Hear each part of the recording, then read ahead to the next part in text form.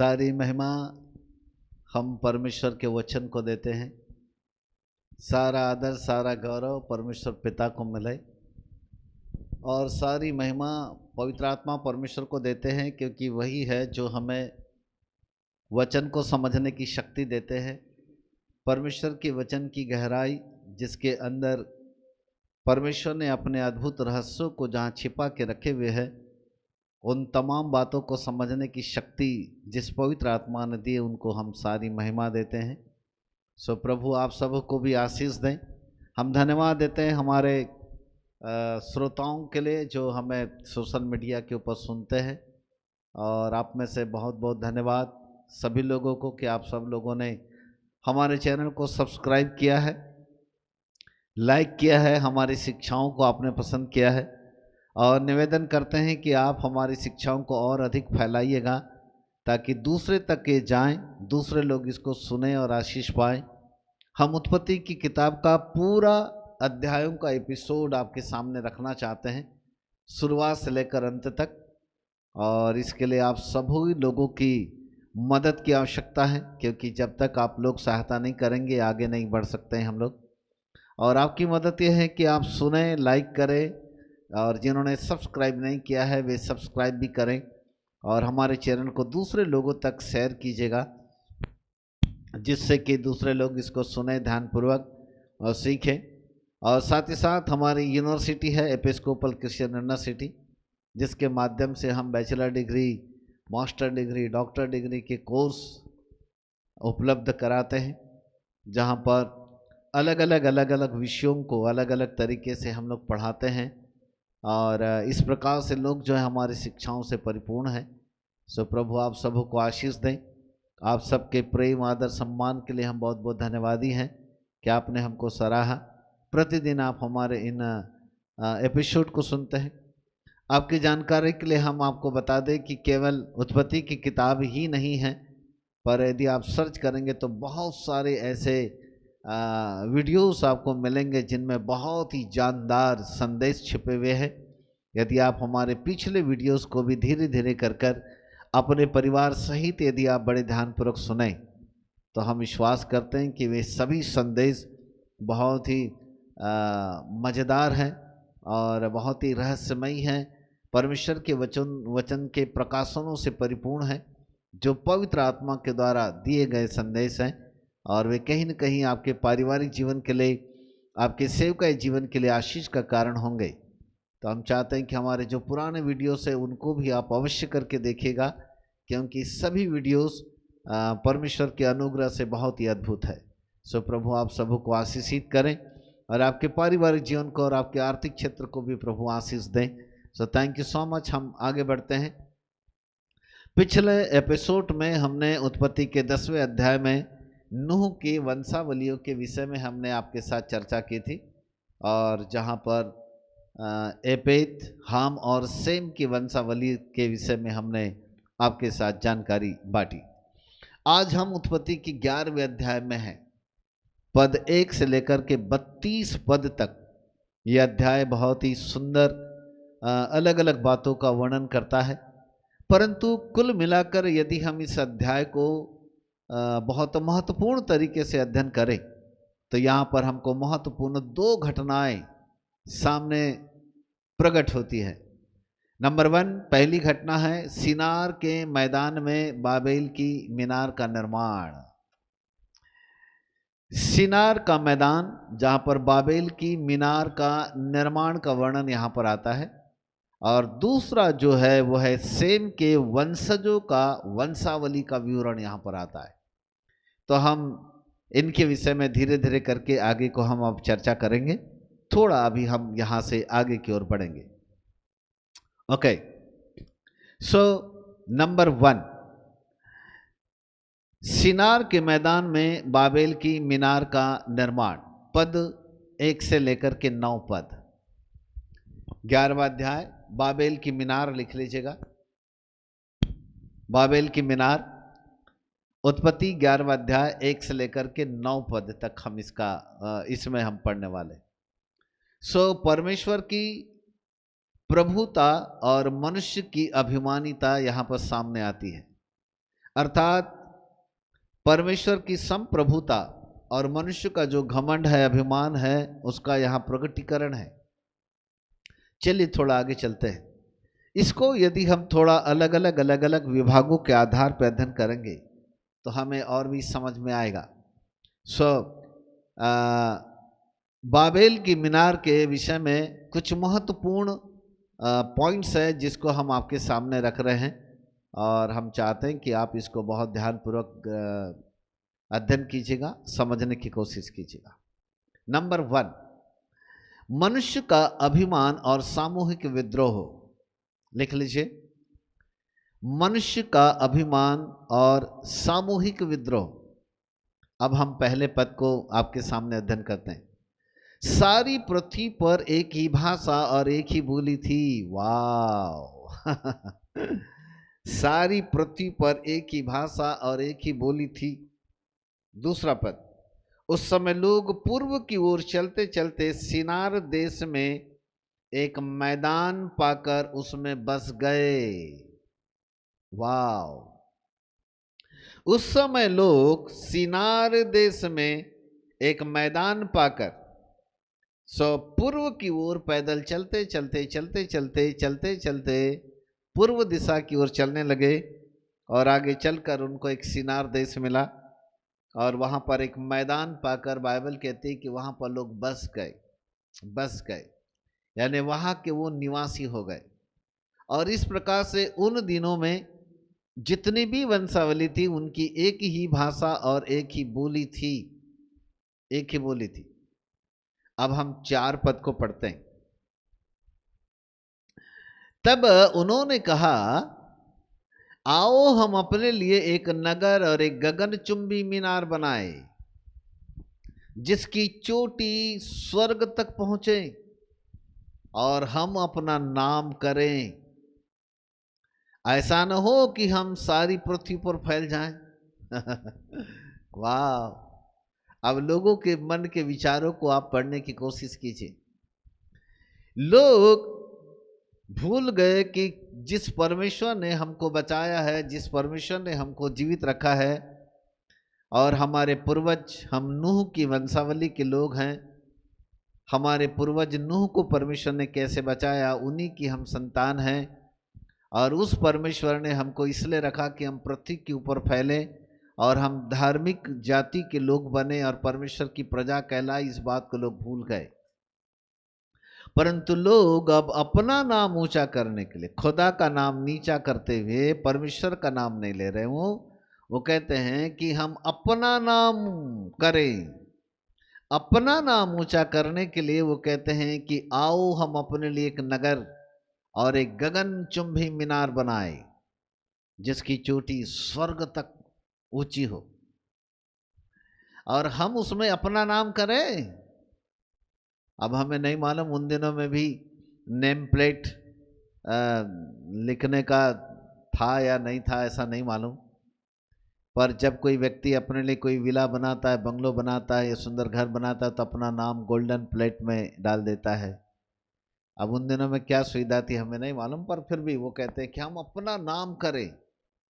हमारा नाम होगा कि हम लोगों ने मिलकर के गगनचुंबी मीनार बनाई है, हम लोगों ने मिलकर के एक नगर का निर्माण किया है। आओ एक ऐसी गगनचुंबी मीनार बनाए जिसे बाबेल की मीनार कहते हैं। बाबेल की मीनार कहते हैं। ये मनुष्य का अभिमान था। सारे लोगों ने मिलकर परमेश्वर के विरोध में विद्रोह किया। एक विचार उनके मन के अंदर आया और इस विचार के आधार पर लोग अपना काम करना चालू किए। और बाइबल कहती है कि उन लोगों ने अपने इस विचार के अंतर्गत 5वें पद से पढ़ेंगे तो आगे मिलता है कि जब लोग नगर और गुम्मट बनाने लगे तब उन्हें देखने के लिए यहोवा उतर आया। जब लोग एक गुम्मट को बनाने लगे और नगर को भी बनाने रहे थे, अरे गुम्मट भी बना रहे थे, गगनचुंबी गुम्मट मीनार। तो लिखा है कि यहोवा उतर के आ गया। परमेश्वर स्वयं वहां पर उतर के आ गया। कम बड़ी बात है। अद्भुत बात, परमेश्वर वहां उतर के आया, देखने के लिए परमेश्वर आ गया, क्योंकि वो बना रहे थे। और इसका मतलब था कि मनुष्य के मन के विचारों के अंदर एक अभिमान आया, हम बनाएंगे, अपना नाम करेंगे, स्वर्ग तक की ऊंची मीनार बनाएंगे, हमारा नाम होगा, गगनचुंबी एक मीनार का हम निर्माण करेंगे। Praise God, hallelujah. एक सामूहिक विद्रोह इनके मन के अंदर में आया, और इस सामूहिक विद्रोह के कारण परमेश्वर पछताया कि बोले अब क्या करना चाहिए। हालेलुया। सेकंड पॉइंट के ऊपर हम चलते हैं। सेकंड पॉइंट लिख लीजिएगा, परमेश्वर की इच्छा के विरुद्ध मनुष्य की योजना। परमेश्वर के इच्छा के विरुद्ध मनुष्य की योजना।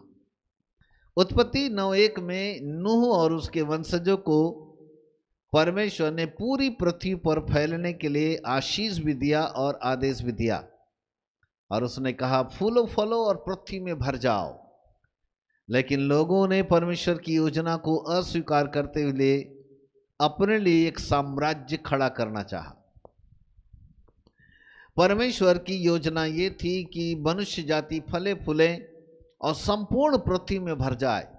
और संपूर्ण पृथ्वी में भर जाए का मतलब ये नहीं था कि केवल संख्या में भर जाओ, पर संपूर्ण पृथ्वी के ऊपर भर जाओ का मतलब था परमेश्वर के स्वरूप और समानता की प्रजा, यानी परमेश्वर के द्वारा निकलने वाली एक धर्मी जाति, एक ऐसी धर्मी जाति जो निकाली जाए, जिसका जो केवल और केवल परमेश्वर की प्रजा और लोग परमेश्वर को जाने।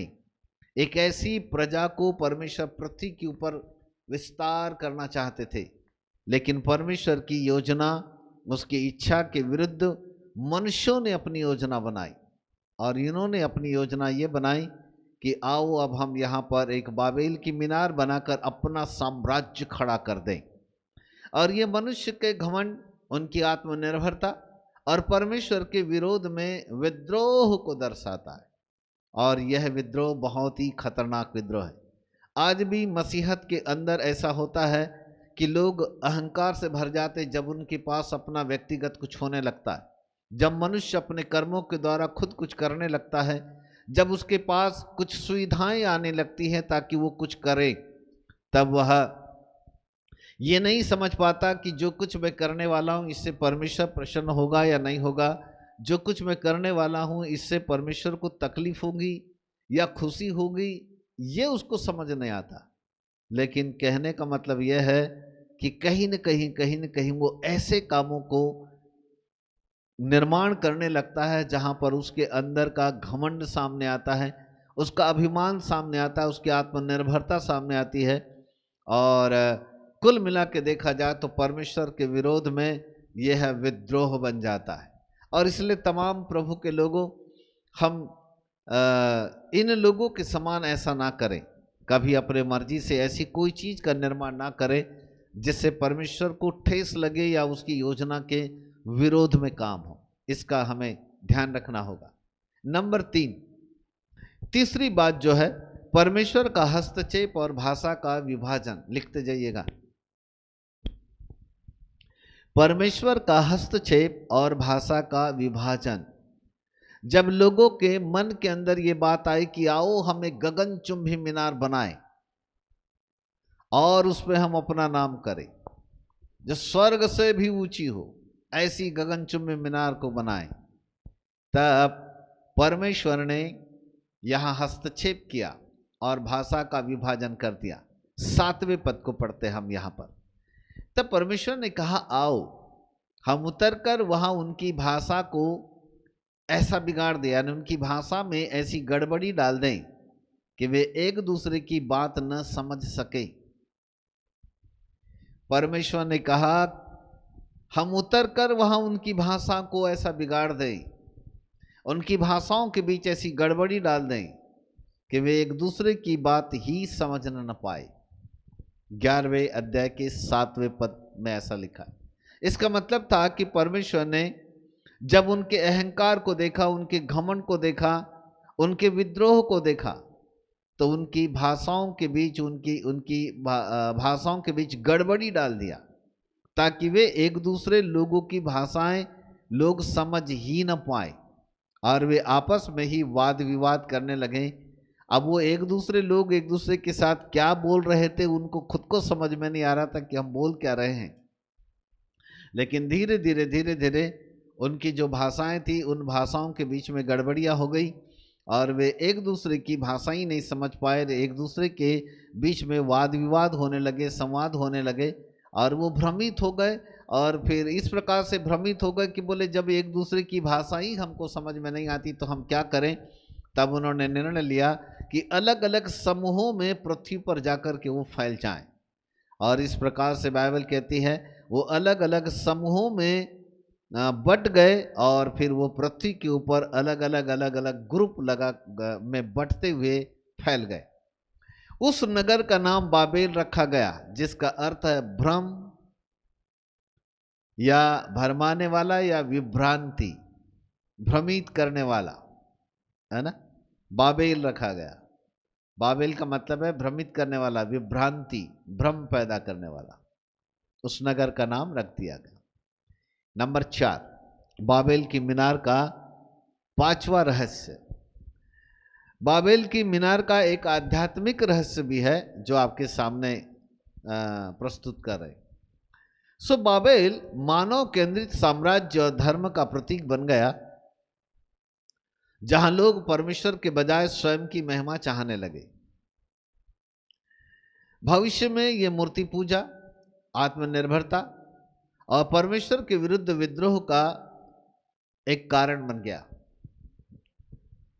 जिसका वर्णन प्रकाशित वाक्य के 17 और 18 अध्याय में पाया जाता है, जो बाबेल के रूप में देखा जाता है। जब कभी आप प्रकाशित वाक्य 17-18 अध्याय पढ़ेंगे तो वहां पर बाबेल का वर्णन आता है कि ये वो बाबेल है जिसने लोगों के बीच में मूर्ति पूजा, आत्मनिर्भरता, घमंड, अहंकार को लेकर के आया और वे परमेश्वर के विरोध में विद्रोह का कारण बना।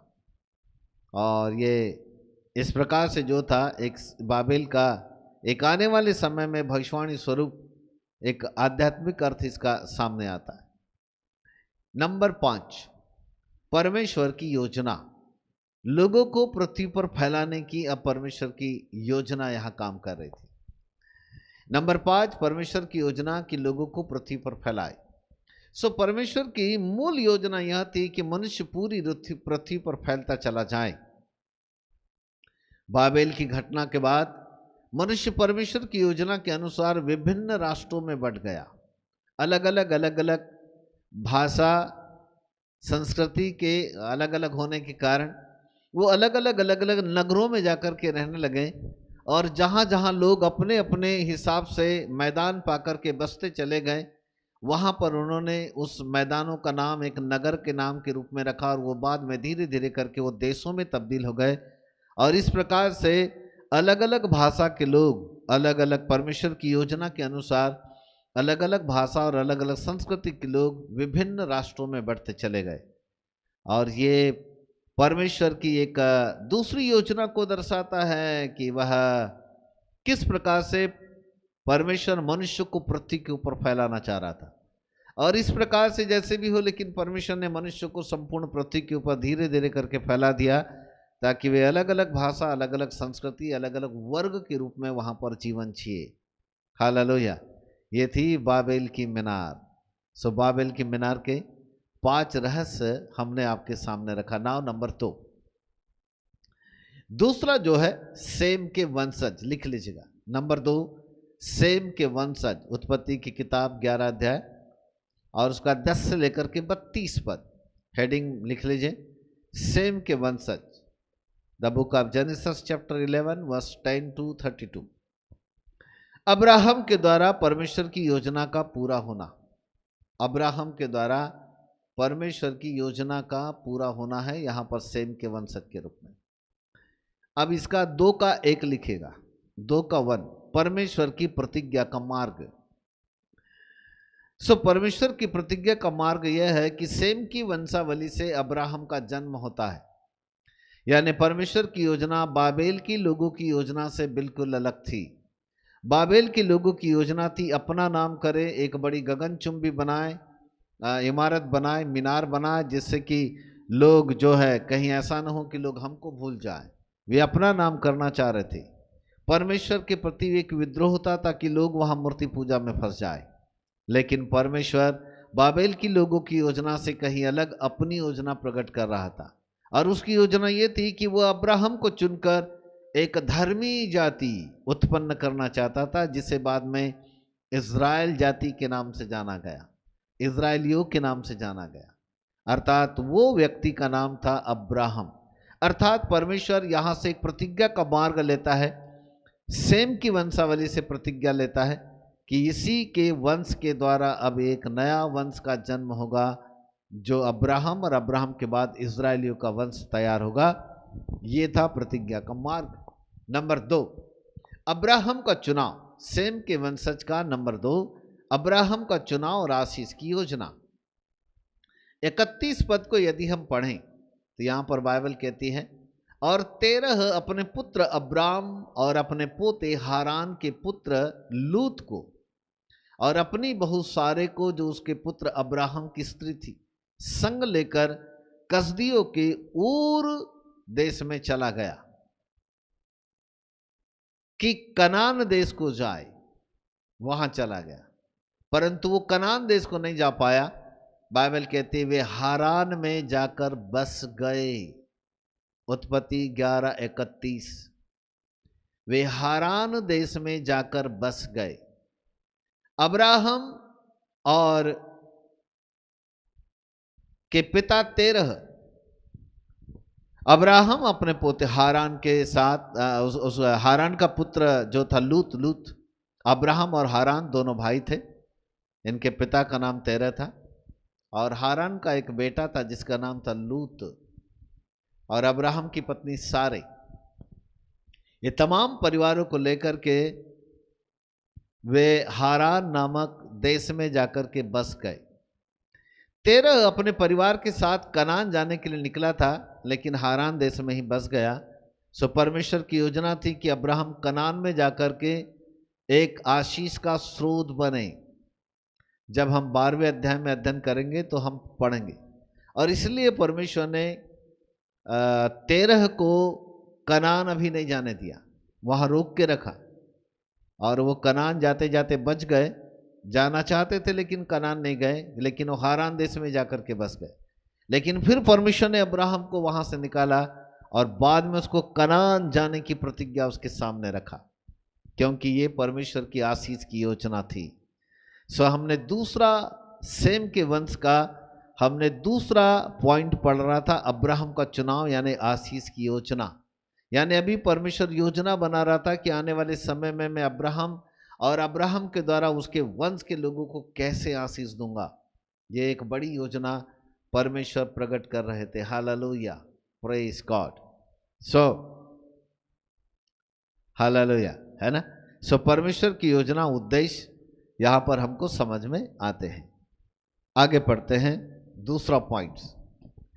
परमेश्वर चाहता है कि उसकी इच्छा पूरी हो, न कि मनुष्य की स्वार्थी योजना। हमेशा याद रखें, बाबेल एक ऐसी चिन्ह बन गया था जहां लोग अपनी इच्छा पूरी करना चाहते थे, लेकिन परमेश्वर ने यहां मनुष्यों की इच्छा पूरी न होकर के अपनी इच्छा को पूरी करने की योजना बनाई। और इसलिए अब भी जिंदगी के अंदर हम भी ध्यान रखें कि मनुष्य तो स्वार्थी होता है, वो हमेशा अपनी योजना को पूरी करने की योजना बनाता है, लेकिन हमेशा हम ध्यान रखें कि हम अपनी योजना पूरी ना करें, वरन हम परमेश्वर की योजना, परमेश्वर की इच्छा को पूरी करें।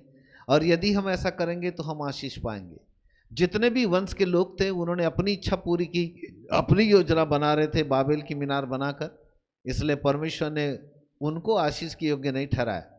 लेकिन वहां पर अब्राहम का चुनाव हुआ, और अब्राहम अब परमेश्वर की योजना, परमेश्वर की इच्छा को पूरी करने के लिए आते हैं, और इसलिए परमेश्वर अब्राहम और अब्राहम के द्वारा अगले वंश को यहां आशीष देने की बात करते हैं। Praise God, hallelujah.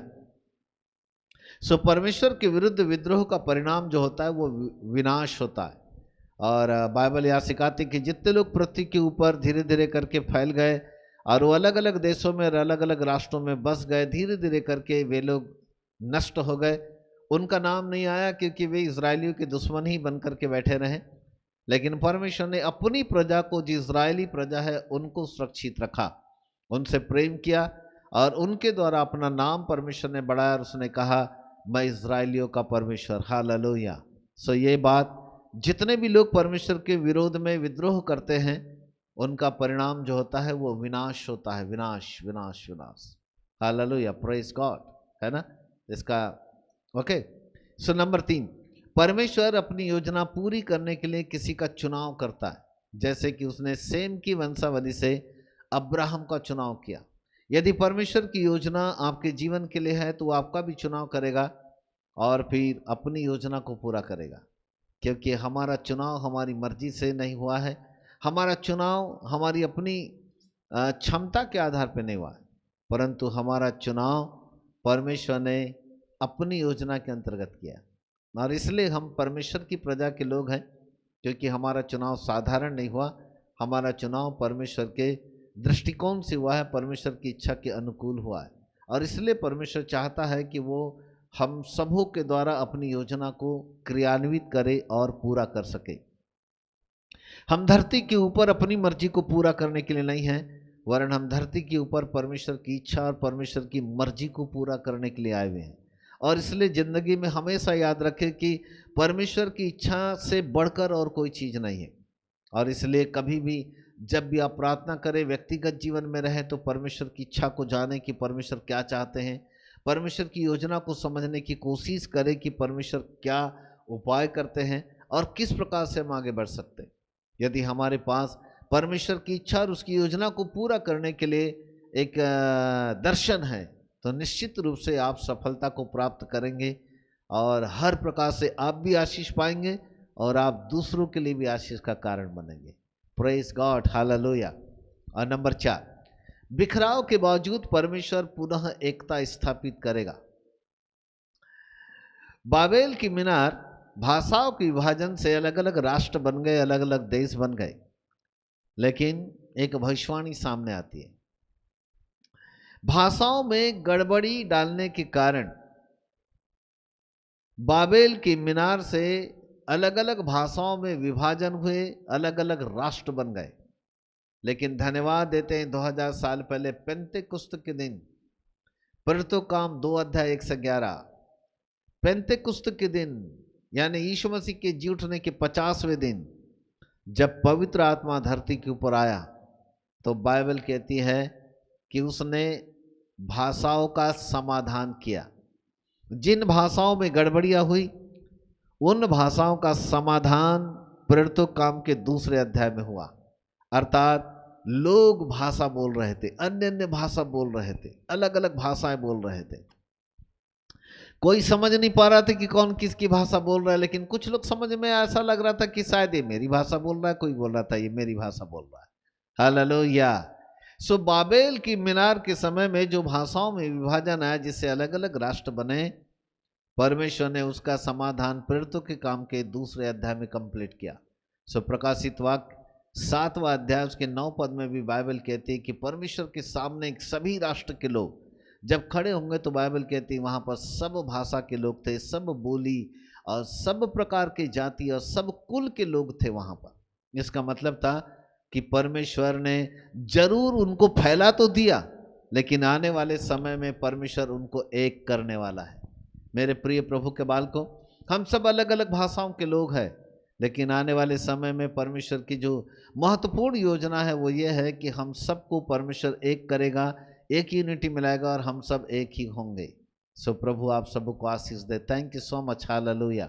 मेरे प्रिय प्रभु के बालकों, जाने की परमेश्वर की इच्छा मेरे जीवन के अंदर क्या है। क्या मैं वास्तव में परमेश्वर की योजनाओं के अनुसार चलता हूँ? क्या मेरे जीवन में अभिमान या आत्मनिर्भरता परमेश्वर की योजना में कोई बाधा तो नहीं बन रही है? क्या मैं परमेश्वर की बुलाहट को पहचान कर उसके अनुसार चल रहा हूँ? क्या वास्तव में मैं परमेश्वर की योजना को समझने में और उसके अनुसार चलने के लिए मैं बुद्धिमान हूँ, या मुझे बुद्धि की जरूरत है? खुदा से मांगे और खुदा से कहे, प्रभु मुझे भी अपनी योजना के अंतर्गत चला, ताकि मैं आपकी इच्छा और योजना के अंतर्गत चलकर आपके लिए प्रभु महिमा का कारण बनूं। मैं खुद भी आशीष पाऊं अब्राहम के समान, और मैं दूसरे लोगों को भी आशीष दूं। जैसे परमेश्वर ने सेम की वंशावली से अब्राहम का चुनाव किया अपनी योजना के अंतर्गत, ऐसी परमेश्वर की दृष्टि मुझ पर, आप पर, हम सब पर लगी हुई है। वो चाहता है कि हम में से कई लोगों का चुनाव करें और हमको हजारों लोगों के लिए आशीष का कारण बनाए। सो प्रभु आप सबको आशीष दें। आइए हम प्रार्थना करें। पवित्र पिता परमेश्वर, प्रभु यीशु मसीह के सामर्थ्य अद्भुत और पवित्र नाम में आपका हृदय की गहराई से धन्यवाद देते हैं। प्रभु जी, उत्पत्ति की किताब का 11वां अध्याय फिर एक बार प्रभु जी एक नए सिरे से हमको बहुत सारी चीज़ें सिखाया। विशेषकर प्रभु जी बाबिल के मीनार जो लोगों का प्रभु जी परमेश्वर के प्रति एक विद्रोह का कारण बनी, और वहाँ से परमेश्वर की बहुत सारी योजनाएं सामने आ गई कि कैसे परमेश्वर समस्त पृथ्वी के ऊपर अलग अलग भाषा के रूप में लोगों को प्रभु फैलाते रहें, और उसके बाद लोगों को किस प्रकार से पिता परमेश्वर भाषाओं में गड़बड़े आ गई, वो सब चीज़ हमने सीखा प्रभु जी। लेकिन हम धन्यवाद देते बापा आसमाने की एक समय आएगा जब सब जाति के लोग, सब भाषा के लोग, सब कुल और सब वंश के लोग प्रभु एक साथ इकट्ठे होंगे। एक ही भाषा होगी, एक ही बोली होगी, एक ही संस्कृति होगी। हम सब लोग एक ही पिता के बेटे होंगे और हम सब लोग परमेश्वर की प्रजा होंगे। हालेलुया। पिता, इसके लिए हम हृदय की गहराई से धन्यवाद देते हैं, आपके नाम को आदर देते, सम्मान देते, महिमा देते बापा आसमानी, क्योंकि आपसे बढ़कर के कुछ भी नहीं। आपकी योजनाओं को समझना इतना आसान नहीं है स्वामी, आपकी इच्छाओं को समझना इतना आसान नहीं है प्रभु। फिर भी ये अध्याय प्रभु जैसे जैसे हम अध्ययन करते चले जा रहे हैं, आपकी इच्छाओं को और आपकी योजनाओं को प्रकट करते चले जा रहे हैं। हम हृदय की गहराई से धन्यवाद देते हैं बापा आसमानी कि आपने हमको अद्भुत बातों को सिखाया, और आपके नाम को हम हृदय की गहराई से धन्यवाद देते हैं। पवित्र पिता, एक बार फिर से हम तमाम अपने श्रोताओं के लिए प्रार्थना करते हैं जिस वक्त हमारे हमें सुन रहे हैं, उनके पारिवारिक जीवन को मसीह यीशु के नाम से ब्लेस कीजिए प्रभु। परिवार के अंदर शांति, आनंद और प्रेम उत्पन्न हो जाए। जो आर्थिक रूप से बहुत ही कमजोर है उनको आर्थिक रूप से बढ़ाइएगा बापा आसमानी, ताकि आर्थिक क्षेत्र में धन की प्रभु कमी घटी न होने पाए, परंतु धन नासरत की यीशु मसीह के नाम से उनके पास बढ़ता जाए। जिनके पास जॉब नहीं है, यीशु मसीह नासरी के नाम से उनको जॉब मिले, और यीशु मसीह नासरी के नाम में सफलतापूर्वक आगे बढ़ने पाए। हे पवित्र पिता, जो बीमार है यीशु मसीह के नाम से चंगे किए जाए। हर एक शैतानी ताकतें, अंधकार की शक्तियां मसीह यीशु के नाम से नष्ट कर दिया जाए। उनके परिवारों से अंधकार की शक्तियां प्रभु जो विद्रोह करती है, परिवार को नष्ट करती, यीशु के नाम में नष्ट कर दिया जाए।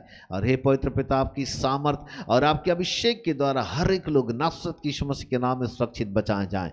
धन्यवाद पवित्र प्रभु, आपके नाम को महिमा मिले, आदर मिले, सम्मान मिले। धन्यवाद देते आपने लोगों को छुटकारा दिया, आशीष दी और चंगाई दी, इसके लिए धन्यवाद। हमारे चुनाव के लिए धन्यवाद देते और आपकी योजनाओं के लिए धन्यवाद देते।